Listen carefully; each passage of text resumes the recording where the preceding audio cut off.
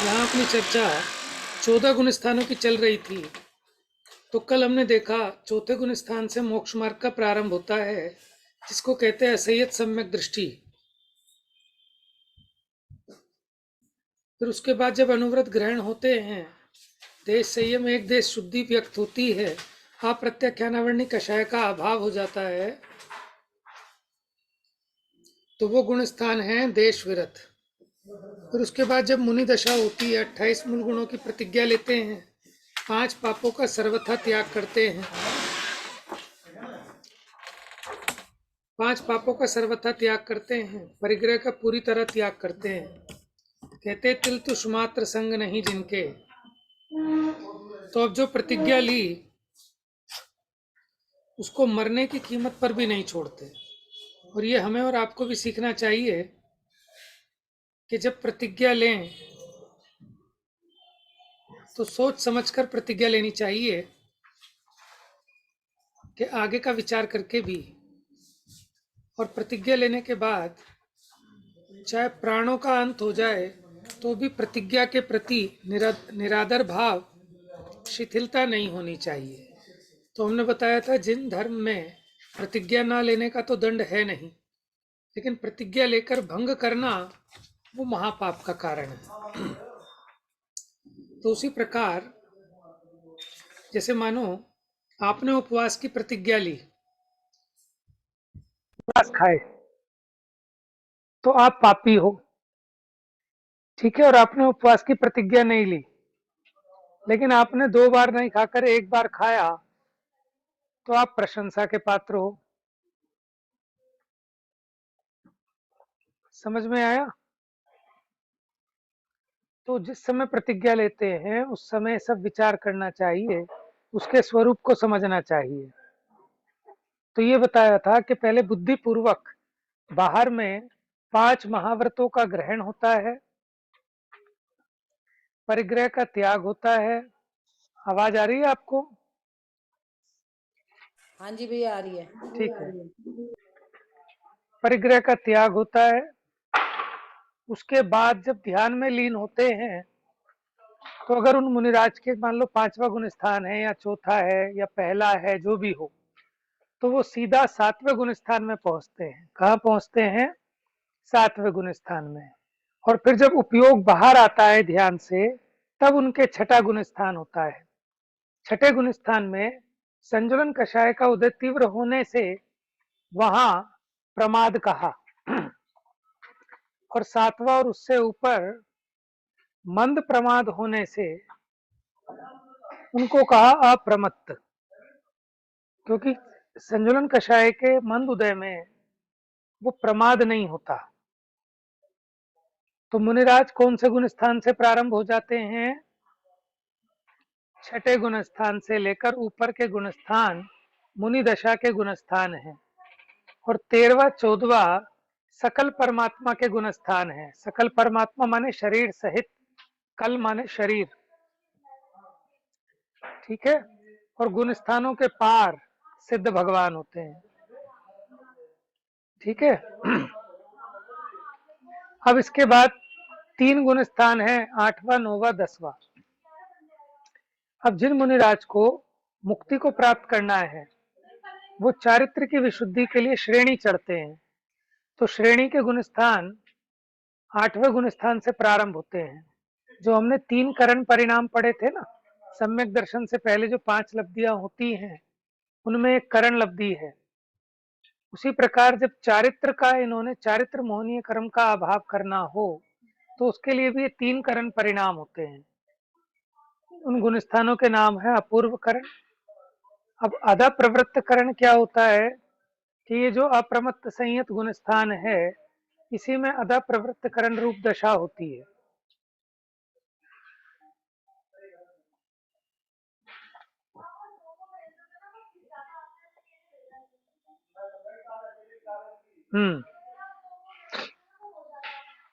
तो अधा प्रवृत्त करण, अपूर्व करण, अनिवृत्ति करण, ये 3 करण परिणाम सम्यक दर्शन से पहले भी होते हैं, और चारित्र मोह का उपशम या क्षय करने से पहले भी होते हैं।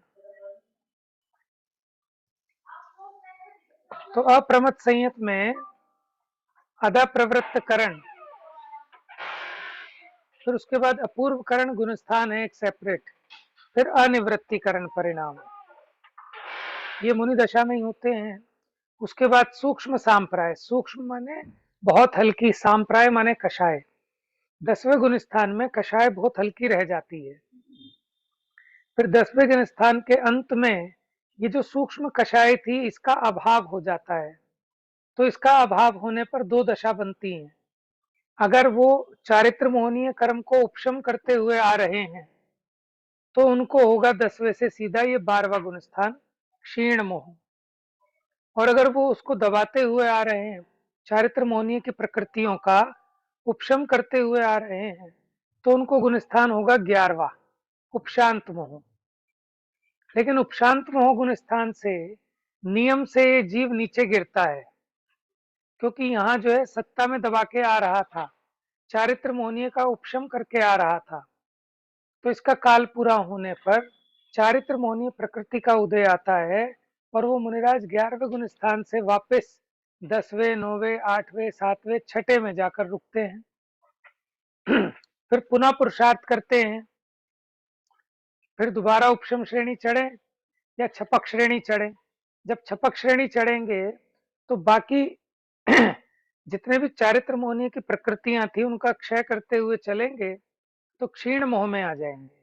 जो 12वें गुण स्थान में पहुंच गए वो अब नीचे नहीं आते, वो ऊपर ही जाते हैं, क्योंकि मोह क्षीण हो गया, नष्ट हो गया।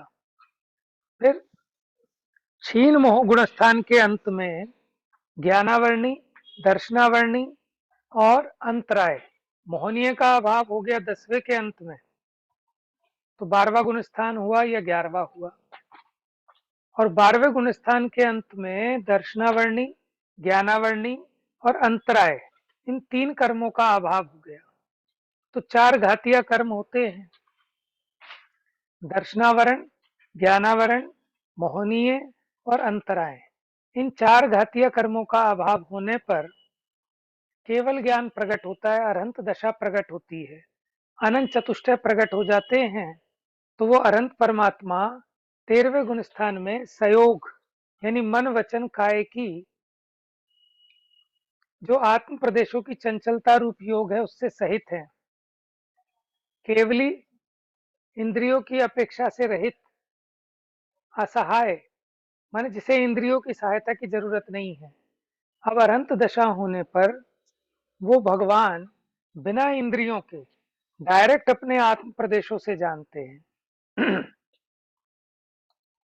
हम्म। 4 घाती कर्मों के विजेता जिन क्षायिक ज्ञान से सहित, क्षायिक ज्ञान क्या होता है कि ज्ञानावर्णी का क्षय कर दिया तो अब ऐसा ज्ञान प्रकट हुआ जो कभी मंद नहीं होता, जिसका कभी अभाव नहीं होता। तो ज्ञानावर्णी कर्म के क्षय से उत्पन्न हुआ वो क्षायिक ज्ञान है। क्रिया युक्त, क्रिया युक्त क्योंकि अभी योग है, ठीक है, तो उनके वचन माने उनकी दिव्य ध्वनि भी खिरती है और उनका विहार भी होता है समोशरण सहित। वो सहयोग केवली है, केवली माने केवल ज्ञानी, सहयोग माने योग सहित, मन वचन काय का योग है।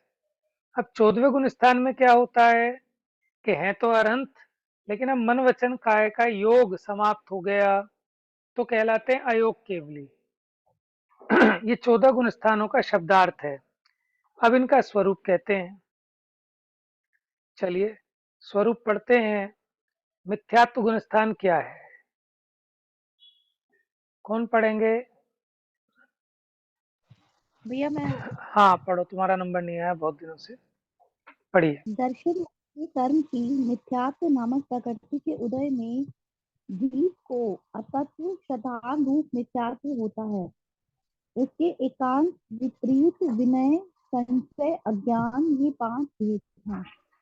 हाँ जी, ये मिथ्यात्व क्या है? मिथ्या माने उल्टा, विपरीत, जैसा वस्तु का स्वरूप है वैसा ना मानकर विपरीत मानना, इसका नाम मिथ्यात्व है, उल्टी मान्यता।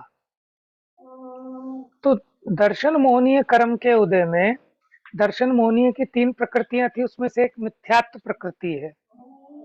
तो मिथ्यात्व प्रकृति का उदय होता है, वो बाहर में निमित्त है, और जीव अपने परिणामों में अतत्व श्रद्धान करता है। अतत्व माने, तत्व माने होता है स्वरूप, अतत्व माने जैसा उसका स्वरूप नहीं है वैसा मानता है। जैसे जो संयोग क्षण भंगुर हैं उन्हें क्षण भंगुर नहीं मानता, कैसा मानता है? नित्य मानता है। किसी को लगता है कि मैं मरूंगा एक दिन, जबकि ये देह का वियोग होना है, लेकिन नहीं लगता ना, यही अज्ञानता है, यही मिथ्यात्व है। क्योंकि हम काम तो इस तरह कर रहे हैं जैसे कि हमें हजारों साल जीना हो, है ना। ऐसा पक्का मकान बनाओ, है, बढ़िया सारी व्यवस्था जुटाओ, तो कहते सामान 100 वर्ष का और पल की खबर नहीं।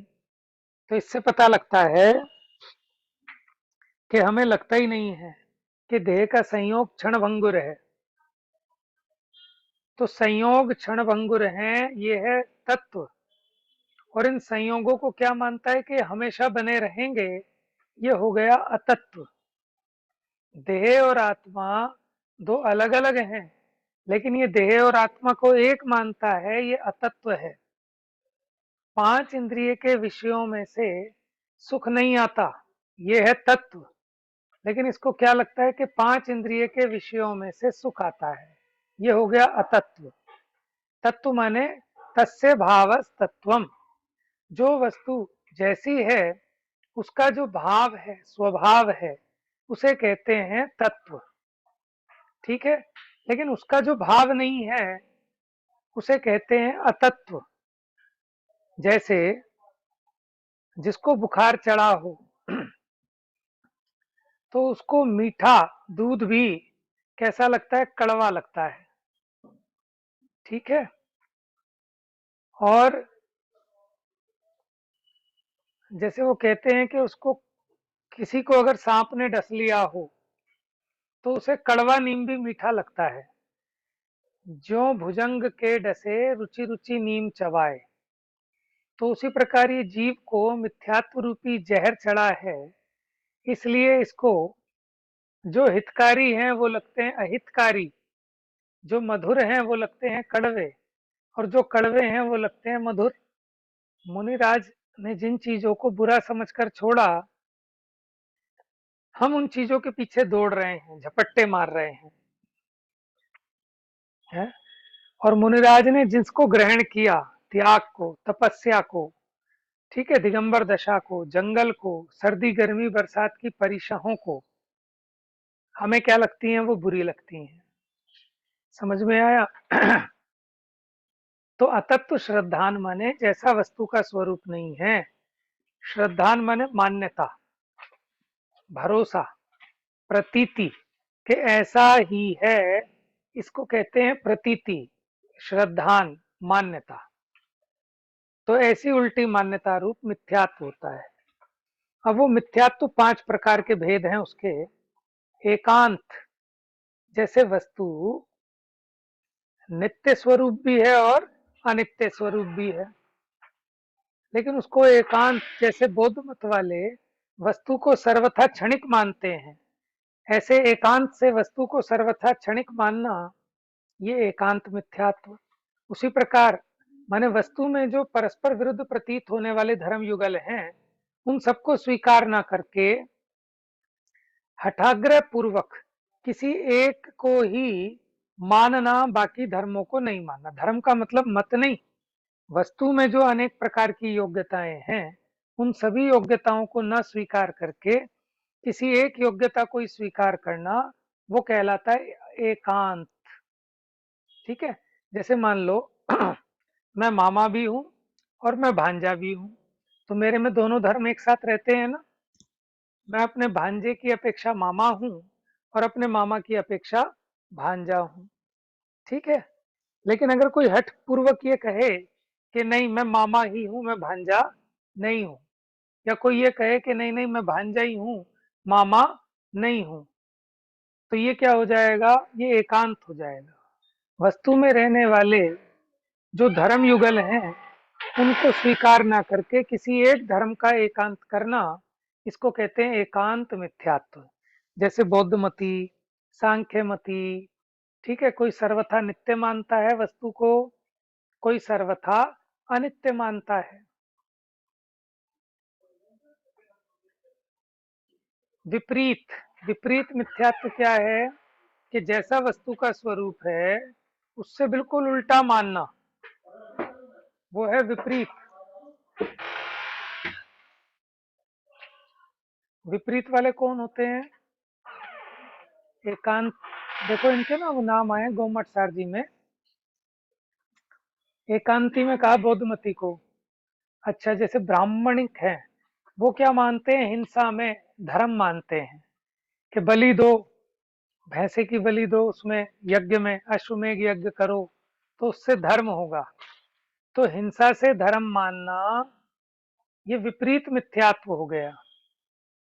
अच्छा, विनय मिथ्यात्वी कौन है? विनयी इंद्र नहीं है। और संशयी, संशयी अज्ञान, अज्ञानी में गिनाया मस्करी, मस्करी जिसने, माने जिन्हें कुछ पता ही नहीं है। विनयी वो होते हैं कि सबकी विनय करने लगे बिना सोचे विचारे कि कौन विनय करने लायक है, कौन विनय करने योग्य नहीं है। कुगुरु कुदेव को पूजना, ये विनय मिथ्यात्व का भेद है। संशय कि पता नहीं वस्तु ऐसी है कि वस्तु ऐसी है। इंद्र को कहा है संशयी मिथ्यात्वी।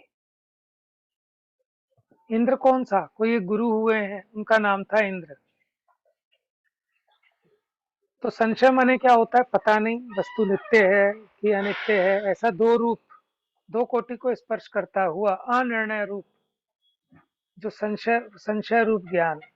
क्योंकि जब तक आपको संशय रहेगा तब तक आप कार्य की सिद्धि नहीं कर सकते। और अज्ञान माने उसको वस्तु का पता ही कुछ नहीं है।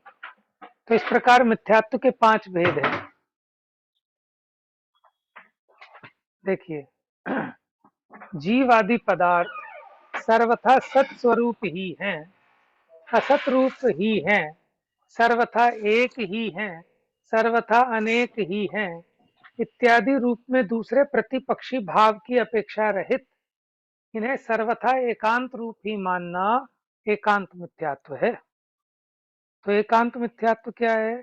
कि वस्तु अनंत गुणात्मक है, अनंत धर्मात्मक है, लेकिन उन सबको न मानकर किसी एक धर्म को ही मानना। तो जितने अन्य मत हैं उन्होंने किसी एक एक धर्म रूप ही पूरी वस्तु को मान लिया। जैसे आपने 7 अंधों की कहानी सुनी होगी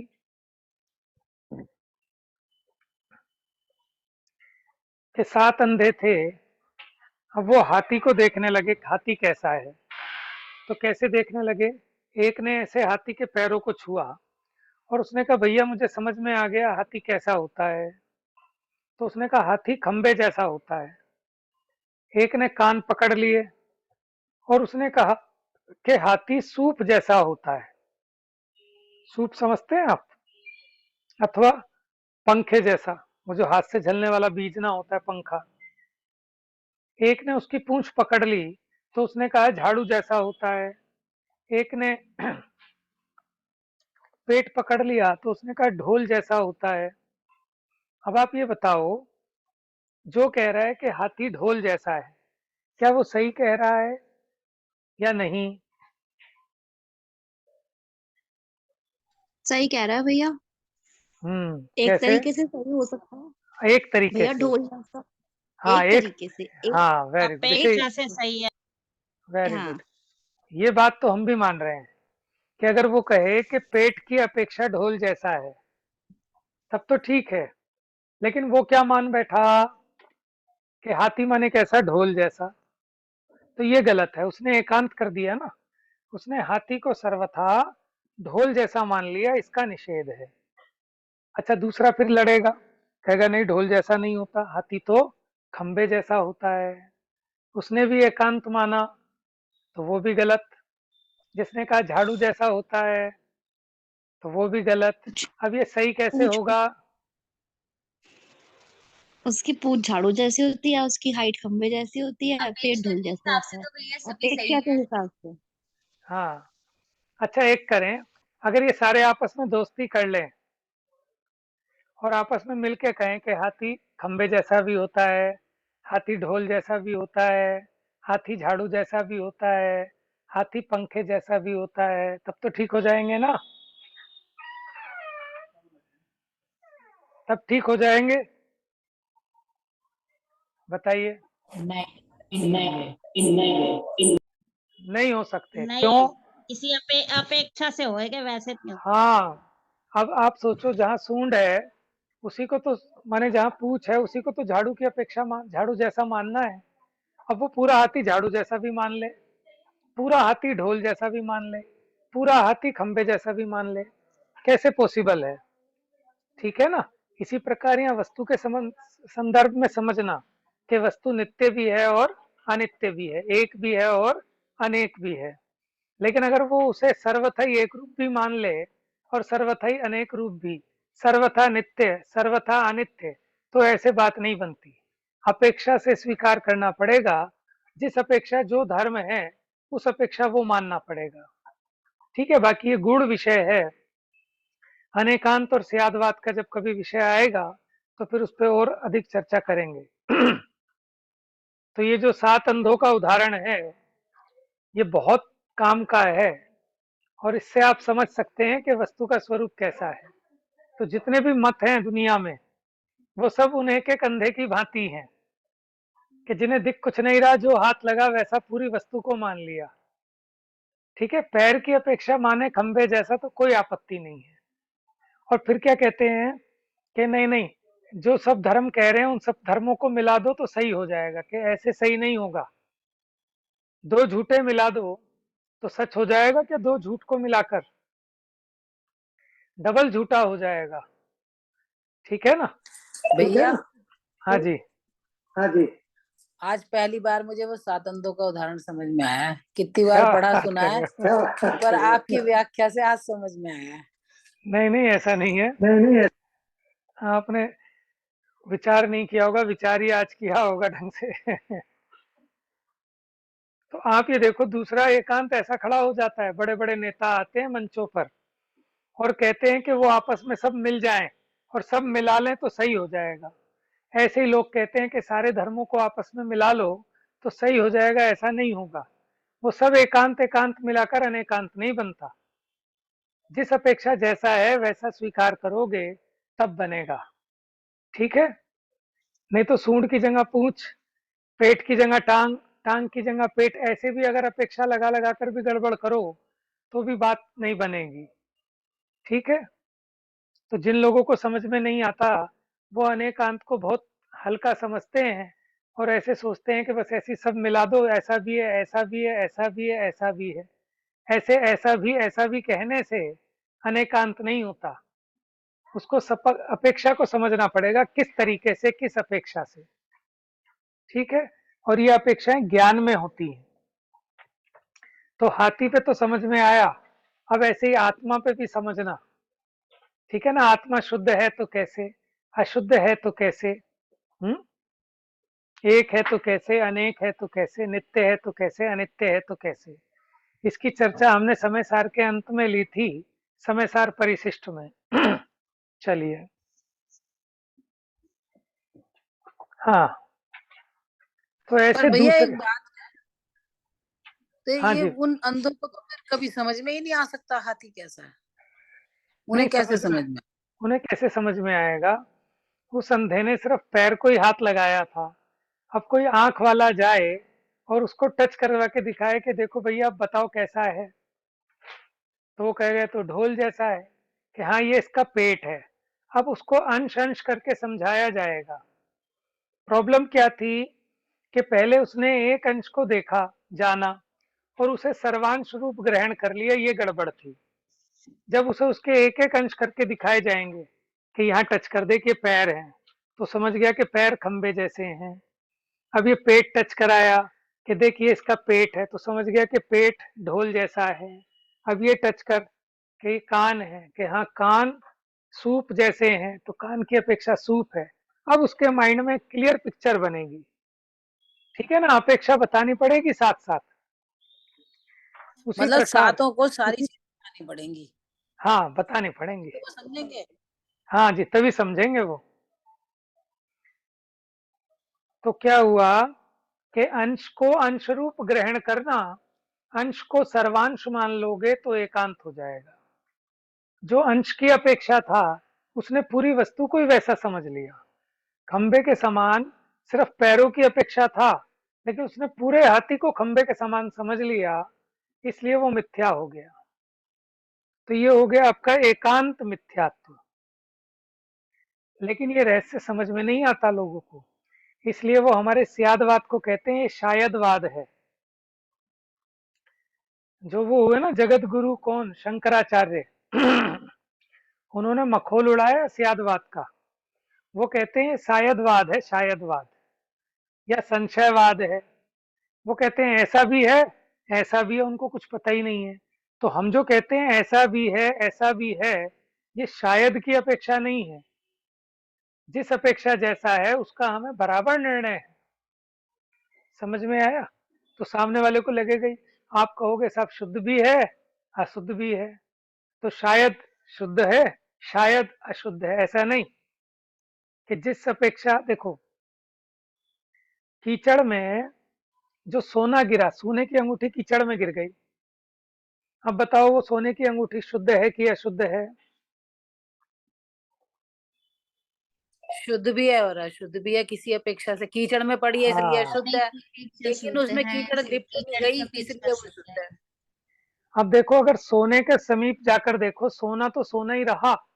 अगर वो सोना लोहा बन जाए, वो सोना कीचड़ बन जाए, वो सोना चांदी बन जाए, तब हम कहेंगे सोना अशुद्ध है। लेकिन सोने में तो पूरा 100% सोना ही सोना है, इसलिए शुद्ध है। लेकिन अभी वो कीचड़ में पड़ गई तो उसको ऐसे पहनने योग्य नहीं है, उसको पहन के मंदिर में नहीं जाना, इस अपेक्षा अशुद्ध है। तो उसकी शुद्धि करके, धो के, साफ करके तब उसको पहनना, तब वो शुद्ध होगी। तो शुद्ध अशुद्ध की अलग अलग अपेक्षाएं हैं, उस अपेक्षा से ग्रहण करना। ठीक है। समय हो गया है, आजकल मैं लेट हो रहा हूँ, थोड़ा सा काम चल रहा है घर में। तो ये स्यादवाद का सिद्धांत, ये आप लोगों को समझना चाहिए। एक डॉक्टर साहब की पतली सी पुस्तक है, अनेकांत और स्यादवाद। आप ऑनलाइन पीडीएफ भी निकाल सकते हैं, नहीं मिले तो आप मेरे से पूछ लेना, मैं आपको शेयर कर दूंगा। एक बार वो निबंध है, आपको पढ़ना चाहिए सभी लोगों को, तो बहुत स्पष्टीकरण होगा आप सबको। ठीक है, तो अभी हमारी चर्चा आज यहीं पूरी करते हैं, एकांत भैया डाल मिथ्यात्व। दीजिए प्लीज, प्लीज डाल दीजिएगा। हाँ ठीक है, मैं डाल दूंगा। ठीक है, आज की सभा यहीं की पूरी करते हैं। जा वाणी के ज्ञान से सूझे लोकालोक, सो वाणी मस्तक नमो सदा देत हूँ धो।